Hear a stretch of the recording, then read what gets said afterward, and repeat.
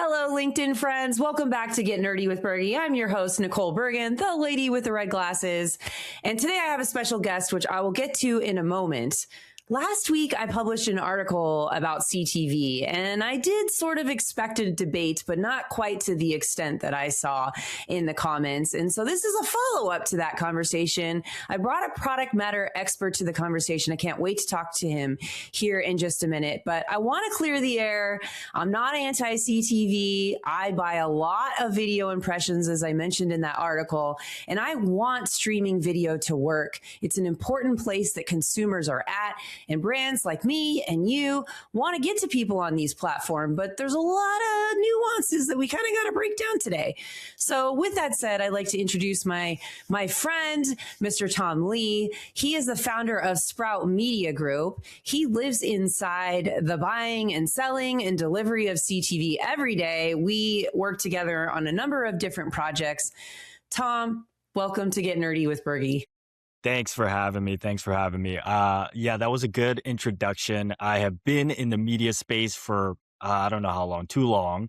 I was actually one of the first people to sell programmatic advertising at Amazon back in the day, about 10 years ago. Fast forward to today, I'm still in this space. There's so much changing. It's so crazy. But I'm excited to talk to you about all DSP and programmatic and CTV and buying and all the fun that comes with it. Well, it's a great segue. You've already dropped some words that people on this stream might not know. So let's just start with the very basics. Wherever you're at in your video impression buying journey, let's start at the beginning. What is CTV? How is that different from OTT? And what the heck is a DSP? Yeah, don't be alarmed with all of the crazy acronyms this industry throws at you. It's better to just simplify. And so just for the sake of answering that question, Nicole, OTT stands for over the top streaming. Essentially means, is this ad being delivered through a satellite or internet service, not necessarily through any other means? It's essentially synonymous nowadays with connected TV or CTV. Think of this as how your ad gets distributed. Could an OTT buy show up on a mobile device or a laptop? Correct. Yes, it can show up anywhere. Yes. So what's a DSP? A DSP is a demand side platform. Don't be intimidated by that definition or what that actually means. Think of a demand side platform as a way for buyers to transact with publishers, aka inventory sources, or where you buy streaming ads from, in an automated and programmatic way. So it's how people All right, buy. slow down. So what is a publisher? Give me an example. Yeah, a publisher. Think of a publisher as a Hulu, an Amazon, a YouTube, anywhere where essentially ad inventory is. And so you'll hear the word publisher all the time in this space. And it can mean a variety of things, but generally speaking, it is the inventory source of where the ad is being displayed. And so what does programmatic mean? Programmatic is essentially an automated way of buying connected TV or ads. Previously, back in the day, way back in the day, probably, you couldn't buy things programmatically. You had to go to the newspaper and say, hey, I want this ad spot at this rate. Nowadays, with programmatic, everything is automated. You set sort of your price that you're willing to pay for this specific ad at this specific time for this specific publisher. And then everything is done programmatically, automated on the back end and in real time. So it's kind of like eBay. In a sense, yeah. It's essentially like eBay, or I guess So I set Amazon. my price of those Air Jordan limited editions that I want, Tom, and then I either get it or I don't get it, right? Yes. Think of this as an auction. It's essentially, I'm willing to pay this and only this for this ad spot at this time on this platform. And so it's just an automated way to do auction. Well, what's the difference between reserved inventory and non-reserved inventory to add some complexities to this Okay. conversation? Yeah, now we're getting super complex in this world. So reserved inventory and non-reserved inventory. So again, the publishers, the Amazons, the Googles, the again, the Disneys, the Hulus have what we call reserved inventory. These are pre-negotiated rates where you can go and purchase pre reserved inventory from these publishers, again, a pre-negotiated rate. A non-reserved inventory is what we just were referring to, the auction based, right? In real time, you could set your bid, and I'm willing to pay X for this ad spot, and that's all I'm willing to pay for, and that's dynamic. So talk to me about, and I've lived this pain with you and prior to working with you of where I should buy these video impressions, right? I'm getting hit up by my Yelp rep who's selling CTV, the Yep. newspaper selling CTV. I feel like the gas station selling CTV at this point, right? Like everybody has it. But it's like, it's really hard to like decipher like what's a good deal. And something that I've learned with working with you is like the benefits of working with a DSP that has access to multiple publishers. There's frequency capping that can be done. I mean, talk to me about some of the benefits of working with a DSP to buy inventory across different publishers versus going to them individually.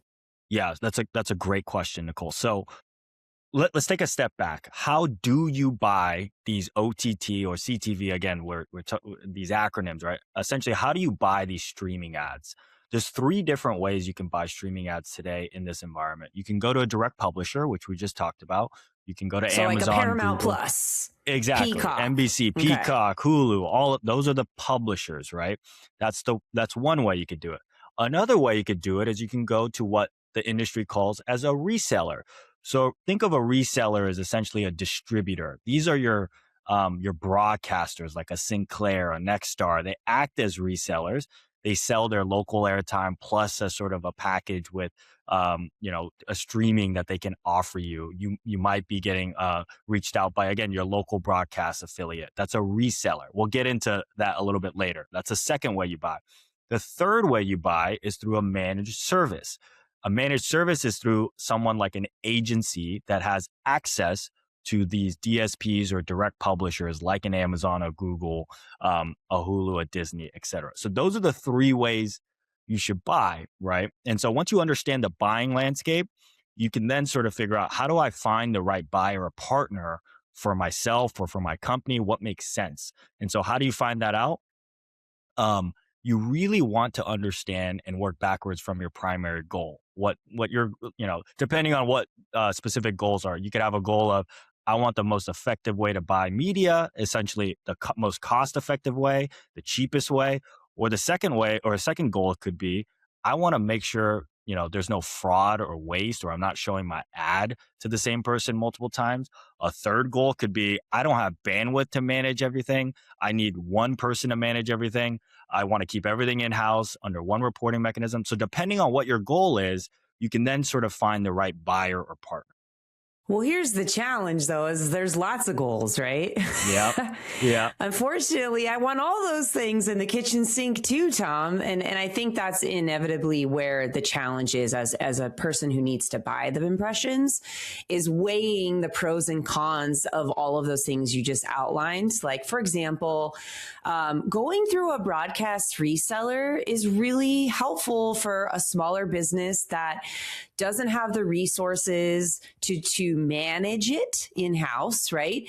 They're going to, you're already buying something from them. You're already buying linear broadcast or local news and sports. And so adding in the CTV is just easy. It's just like one person you have to talk to, and you might have to pay a higher CPM for that, right? Because they're a reseller, but it's convenient. So there is a time and place where that just might make sense for a smaller business in particular.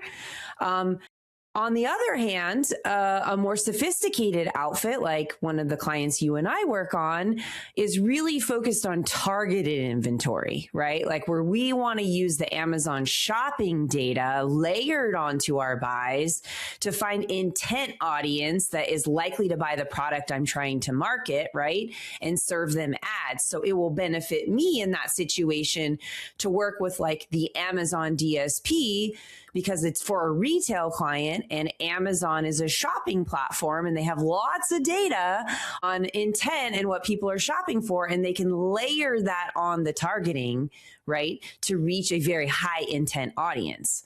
So that's a more sophisticated approach and why you might want to go to, for example, an Amazon DSP.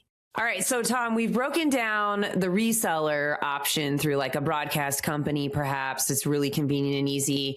Second one is through a publisher like an Amazon or a Hulu, right? And then there's managed services. So this is where you're using an agency. What are the pros and cons of that route? So if your goal is to maximize the most cost-effective way to get impressions, by the way, or the most cost-effective way to buy media, your best route actually may be working with an agency, and in particular, a big agency, because the big agencies have these pre-negotiated rates with these large publishers like an Amazon or a Google, where they have the best-in-class, world-class rates. And so if that's your goal, you may want to look at working with a very large agency.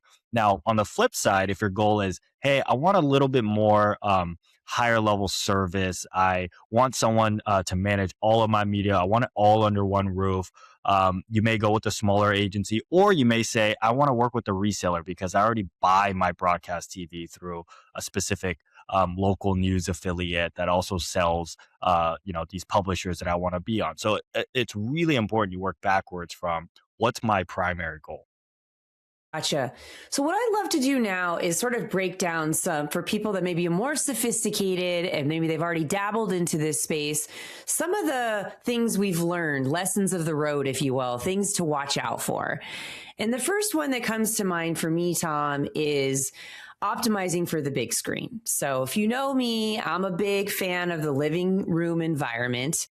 Now, think about yourself as a consumer. If you're on BART or a train or in a Uber or something, and you're looking at video content on your phone, you're flipping between email and things, and your cognitive load is, you're distracted, right? There's lots of data on this. We don't have to break it out right now on this stream, but the attention span, is it really there? Do I want to be optimizing mobile impressions? And so I would say one of the big things I learned early on is that I didn't realize how many impressions, Tom, are coming from laptop and mobile users. And I'm not to say that those aren't healthy and important impressions. If you want to reach certain demographics that are more mobile, you absolutely should be in those places. But for some of our smaller regional clients, I would say, first optimize for the living room screen. So you can suppress when you're talking to your provider, whoever you're working with, you can suppress impressions on mobile and laptops and start with the living room screen, right? I think a lot of people don't know you can do that. That's correct. You can tell wherever you're buying media from, most media providers, I would say, that, hey, I only want to show up what the industry calls in-stream or on TVs, connected TVs, right? And you can exclude the ability to show up on desktop or mobile. Now, it's really important depending on which publisher you're buying from, right? Say a YouTube, where potentially a vast majority of the traffic comes from actually mobile. And so it really depends on how you're buying, where you're buying the media, who's actually supplying the media. But yes, you have the ability to control. And that is the benefit of programmatic advertising, where you could say, I only want to be on desktop, or I only want to be on mobile. In this scenario, we only want to be on connected TV. All right. The next one I want to bring up that, we've talked about this a lot, is frequency capping. And I think one of the challenges a buyer of video impressions, especially if you're making any kind of sizable commitment to this space, you've got you've got commercials running on Hulu and Paramount Plus and Amazon Prime Video. And what could potentially happen by doing those individually is that the same consumer sees it, let's say 10 times on Prime Video. They could see it again 10 times on Hulu. They could see it again 10 times on Paramount Plus. And so one of the benefits of buying through managed services or an agency or a publisher that has access, like a DSP, like Amazon or DV360, which is Google's DSP, is that you can put global frequency caps on your buy to avoid that issue of oversaturation. Can you explain global frequency capping just plainly for our audience today? Yeah, well, frequency capping, right, is the amount of times your ad can be shown to a consumer, right? Luckily, with programmatic nowadays and the technology, you could set a lot of custom parameters about this. You could say, I want to show my ad 7 times in 10 days. I want to show my ad 1 time per day. I want to show my ad 2 times per hour and then only 4 times per day. So there's a lot of customization you can do. You can even do it by the hour. And so that's, in a nutshell, what frequency capping is. When where it becomes a problem is if you're buying media through different means. So you buy through one agency, you buy through another agency. You don't necessarily know if those two buying mechanisms are talking to each other. In fact, they're not. You could be effectively buying the same media. You could say you could be buying Roku here. You could also be buying Roku there. You don't really know. There's not a lot of transparency. And so where global frequency capping comes in is when you can manage all of those buys across one provider, an agency or a publisher like an Amazon or Google. When you have two systems or two plumbing companies that don't talk to each other, it's very difficult to control where your ads show. It's actually impossible, and how frequently they show. And so it's a big problem in today's industry. And so those are effectively the trade-offs that you make when you buy media from two different sources. So I think that's where a big strength is for the DSPs that can insert on several publishers at once, is the opportunity to frequency cap. That's correct. And so, from a high level, you see all of these big companies like a Google and Amazon. They're oftentimes adding publishers to their DSPs, or essentially their inventory sources, because they know this is a very big benefit to brands, right? Being able to control how often my ad shows across all of these publishers. So nowadays, if you go to a Google, you go to an Amazon, you can buy Hulu through Google. You could buy Hulu through Amazon. You don't have to go to Disney Direct. And so it's an arms race to maximize the available supply and inventory that you have and these big companies have. So you and I debate this a lot. Should we be prioritizing Netflix or Prime Video, which could be in the $40 CPM, or even on DV360, the YouTube live TV? I mean, I've seen some of those rates as high as $55, $60 CPMs. Is it worth it, right? I think that's the question. Every marketer, should I prioritize premium video or dollar a holler spots that I have no idea where they're running? Like, let's break that down for a minute. What's your POV on that, Tom? Yeah, that's a lot. You're navigating essentially a trade-off between precision and price. So an example would be precision with buying something like a Prime Video is you understand exactly what shows you're showing up on. For example, if you buy Prime Video, Amazon's going to be able to tell you, oh, looks like 40% of my customers are watching the show The Summer I Turned Pretty. Right? Such a great show. It's a great show. So many Taylor Swift songs in that show. I absolutely love it, but we're sidetracked. Go ahead. Yeah. So you're making the trade-off again between precision and price. So if you buy Prime Video at the $30, $40 CPMs, you get that level of granularity in your reporting. You could see what type of shows your customers are watching. Now, if you opt for price, when we're talking about price, you generally try to maximize impressions, right? So say like a personal injury law firm, I want to just be everywhere, right? I don't necessarily need the targeting. I don't need the bells and whistles. I just need to maximize my reach, my Dollar my a my holler, impressions. Tom. Let's go. Exactly. Now, you may not be as concerned about where my ads are showing up, right? You just want to maximize your reach, and it's going to be a lot more cost effective. I think I'd lean more towards it depends on the brand that you are, what you're selling. We got to talk about the word algorithm. My least favorite word. A lot of these providers are using AI now. You know, in the Amazon DSP, they have Performance Plus. In Google, they have, I forget the name of it. And they're moving away from using intent data to AI, lookalike audiences, and all this nonsense. What's your POV on that? Is it legit? Yeah, I think there's AI everywhere. It's the buzzword of the year, right? And so, uh, in general, I would say these big companies have a significant amount of data. I'll give you a little inside baseball, right? From my days working at Amazon, there's always been a real big reluctance from Amazon to share the data that they have. For example, they know exactly which products you landed on in your shopping history when you're going on Amazon.com, you're buying those diapers, you're buying all of that. They have all of that data. They know exactly You when you mean they bought. know all the beauty products I'm buying? Yes, exactly. All of this stuff. They know which competitors you're searching for. And so as this natural progression moves towards AI, right? It's just in my opinion, a very nice and way of saying, hey, we're not necessarily using your data directly. We're just kind of jumbling it all and bundling it all together to make sure that, and we're telling you that, hey, we're using all the data we have, but in a responsible way to target the right customer. I think in general, it is a positive thing just because, especially as a marketer, as a buyer, right? You want to gravitate towards the platforms. Unfortunately, more of our dollars keep going to Google and Amazon, but you want to gravitate towards the platforms that do have all that data. Google has all the YouTube data. They have all the maps data. They know what you're watching. They know what your emails are saying. They say they don't use that data, but I don't know if I believe them. I don't know if I believe that either. They know where you're Um, driving with your Google Maps. They know. Yeah. So like AI targeting, in my opinion, is just a nice way of saying we're basically leveraging all of the data we have on you and packaging it in a way to serve ads to the right customer at the right time.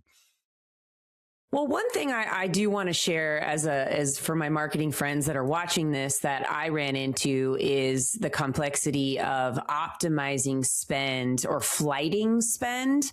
If you're in a seasonal business, please lean forward right now. This is a really important takeaway.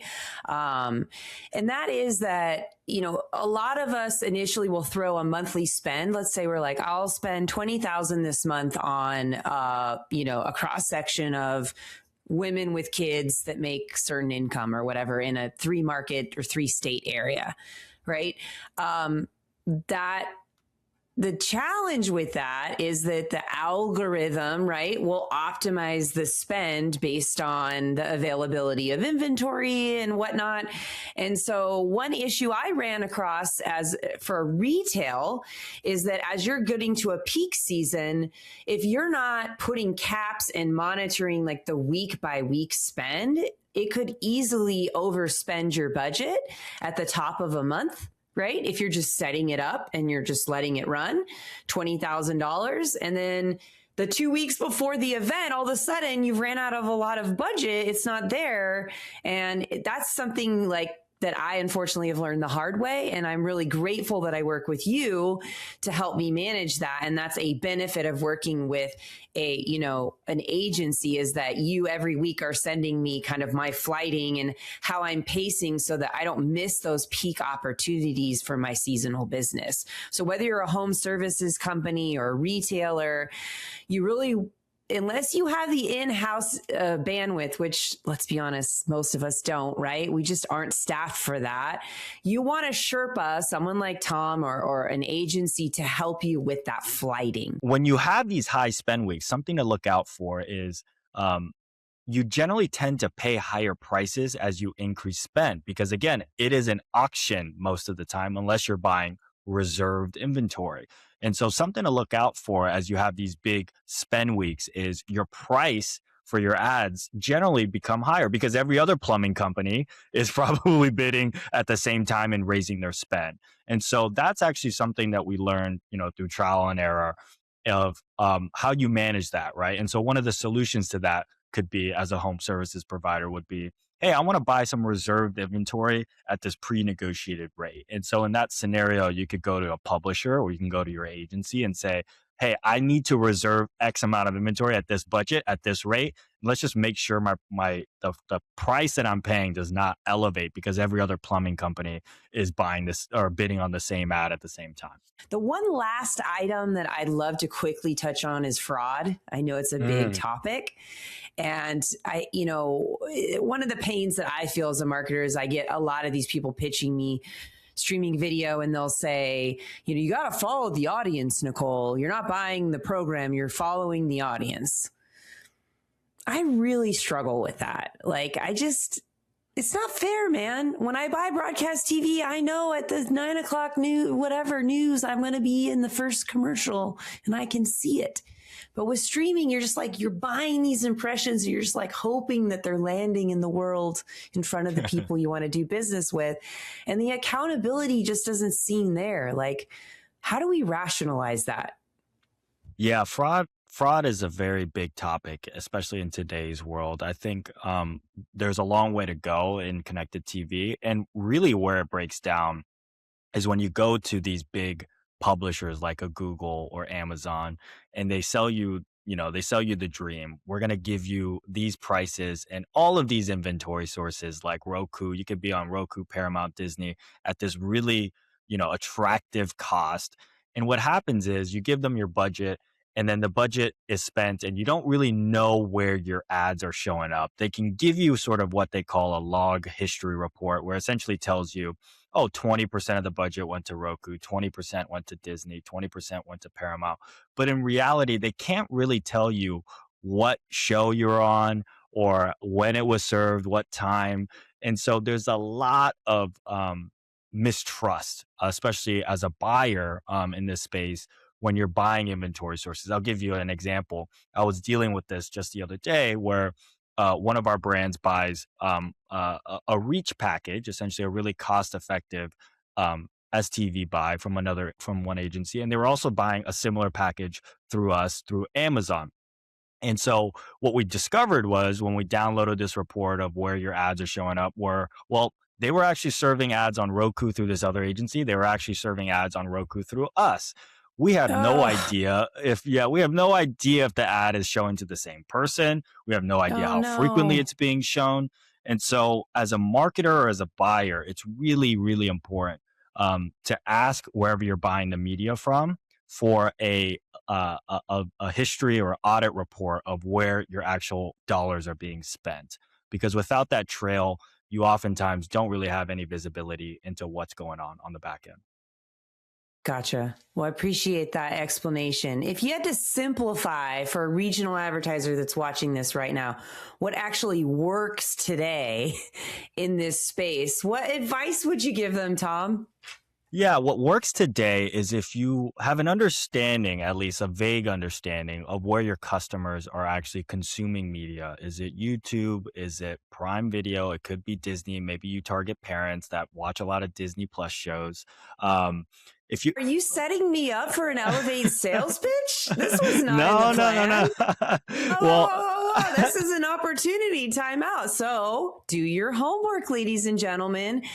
You need to survey your consumers, do a turf analysis, look at where the people you want to do business with are spending time with media. Then you have those blueprints to know what do you really need to be buying before you talk to Tom, right? Is that a good segue? That was a really natural sort of transition. And to your point, once you understand where they're consuming media, you can then formulate an action plan of, okay, how am I going to go tackle and solve this? All right, I got a couple quick rapid fire questions. Let's do it. Okay. Woo, woo. All right. The best media buyers always what? Respond quickly and are transparent. I love it. I oftentimes love it. you're dealing with big budgets or not even big budgets or small budgets, and clients have issues that come up all the time. I felt the most important thing is to always be extremely transparent. Oftentimes I don't even know the answer because this industry is a black box. I'm learning something new every day. So it's Sure. always the most impactful thing, at least from a buyer side, is just to be transparent about what's going on. If you know, you know. If you don't, then just say you don't know. What's one thing that gives you hope about where CTV is headed?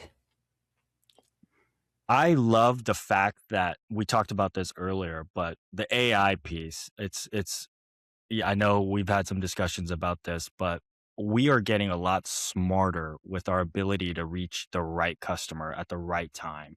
And so when you have these big platforms like a Google and an Amazon, we talked about them a lot, they have mounds and mounds of data about what you look for, how you shop, how you search, and that allows you to reach the right customer. All right. Last question. What's the show that you're watching right now on streaming? Oh, that is a good What are you one. loving? Okay, my wife loves to watch Love Island, and so I am stuck watching Love Island quite a bit. In terms of prestige television, I'm a big fan of Landman, which is Paramount. Shout out Paramount, Mm, CBS. I love that show, and so I'll give you those are the two sort of very different shows that I'm watching right now. awesome. Well, I don't think we've talked about this yet. I mentioned I love The Summer I Turned Pretty. I did love that one. I'm definitely in the camp of the heated rivalry. Sorry. Oh, I loved it. And, but I don't watch that with my husband for obvious reasons. now question for you, Uh, Nicole. It's on uh-oh. Netflix, right? You know, my wife has watched it twice No, now, I no. think. Heated Rivalries on HBO Oh, Max. it's on HBO Max. Would you be Yeah. comfortable if your ads showed up? You know, because I've seen some clips from this show. Would you be comfortable with your ads showing up across that programming, right? Oh, that is a great question. Probably not. Probably not. I don't know. But I will say I do love that Shrinking is back, and that's a great show to Mm. watch as a couple. So please enjoy that. If you haven't watched it, it's a great show with Harrison Ford and Jason Segel. Is that how you say his last name? Anyway, Tom, it is so great to talk to you. You have such a great wealth of information on this topic. I hope everyone that joined us learned something today. Bottom line is CTV is not the enemy. The black boxes are.